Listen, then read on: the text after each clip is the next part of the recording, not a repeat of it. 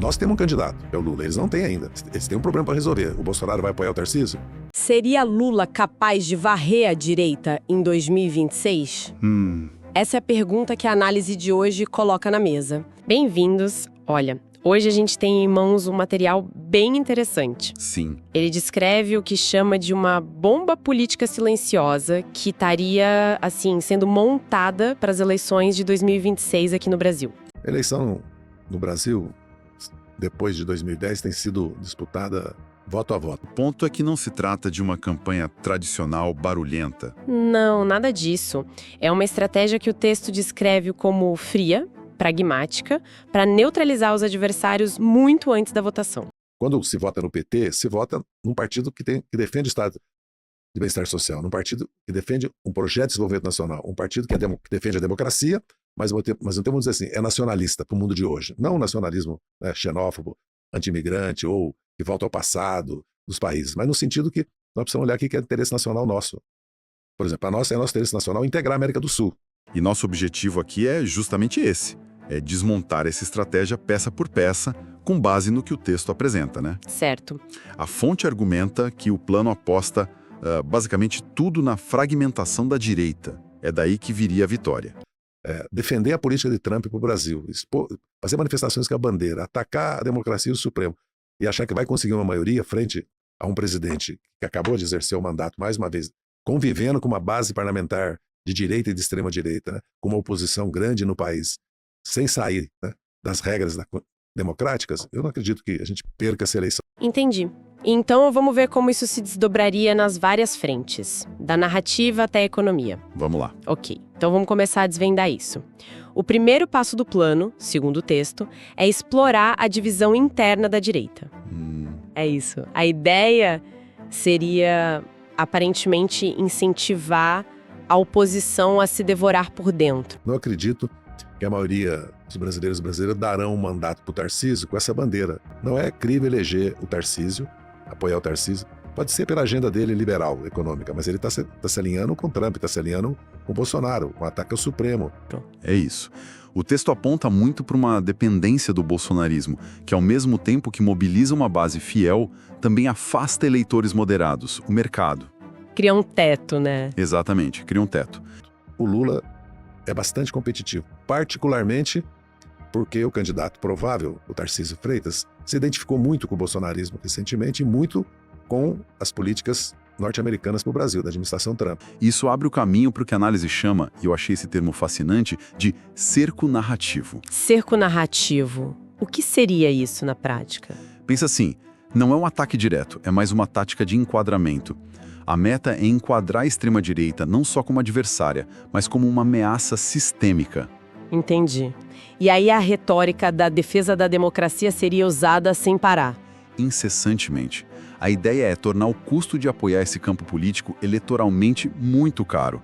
Forçar uma escolha, sabe? Entre estabilidade ou, como eles chamam, aventura. Acredito que o bolsonarismo e o Tarcísio perdem a eleição com isso. Não acredito que a maioria dos brasileiros e brasileiras darão um mandato para o Tarcísio com essa bandeira dos Estados Unidos na manifestação aqui.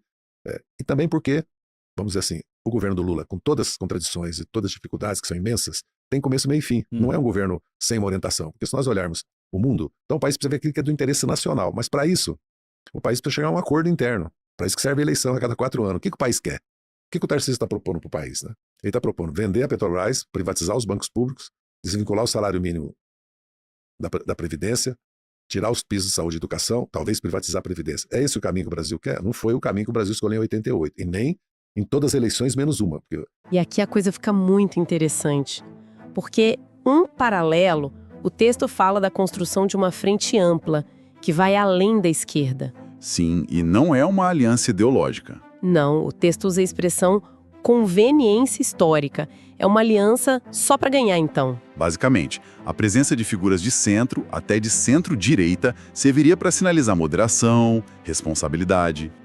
Para acalmar o mercado, os moderados. Isso. Enquanto a direita é retratada como, refém do próprio conflito interno. Se comprovou em 22. É bem na verdade que nós fizemos uma aliança com a centro-direita, né? Os democratas, a direita democrática, vamos dizer assim, e simbolizada pela presença do Geraldo Alckmin. E o eleitorado liberal, né, que não concorda com a nossa orientação econômica ou com o projeto de desenvolvimento que nós temos para o país, votou no Lula, porque votou contra o obscurantismo, o negacionismo, o fundamentalismo religioso e principalmente o risco de uma ditadura que depois se comprovou real, né, na tentativa de golpe de Estado no 8 de janeiro e depois tudo que se descobriu, o plano Punhal Verde e Amarelo, tudo que nós assistimos esses anos no Brasil. Mas, ao mesmo tempo, o país está crescendo, a renda está crescendo, o emprego está crescendo, o governo sem maioria, eu digo quase um governo impossível, né? Porque a base do governo é de centro-direita, até de direita, nós temos partidos de direita no governo, aliás, a União Brasil, o PP, estão falando em retirar-se do governo. Uhum. E se a gente conecta isso ao quadro geral, a estratégia vai para a economia.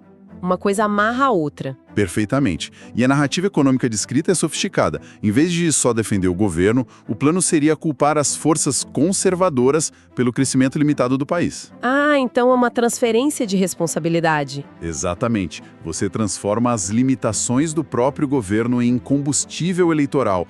A promessa de um futuro próspero é apresentada como algo que a direita está bloqueando. O Brasil só não cresce por causa da dívida pública, do déficit público, da estrutura, que é produto da estrutura tributária e do juro alto. Não tem outra razão para o Brasil não crescer. Não me parece razoável para um país como o Brasil, porque o Brasil não pode ser comparado com os outros países da América Latina. O Brasil é uma potência. É aqui país em território, 8ª em população, porque a Nigéria e a Indonésia já nos passaram, é a 7ª economia do mundo, ou 10ª, e tem a riqueza que o Brasil tem, não só em território, a riqueza natural, a biodiversidade, a água, a terra, tem uma vantagem, nós não temos inverno. Isso conta muito, porque o mundo precisa de energia e alimento. E o Brasil é soberano em energia e alimento. O Brasil tem um problema gravíssimo, que é a desigualdade, a pobreza, a concentração de renda, porque isso afeta o desenvolvimento econômico, afeta o crescimento.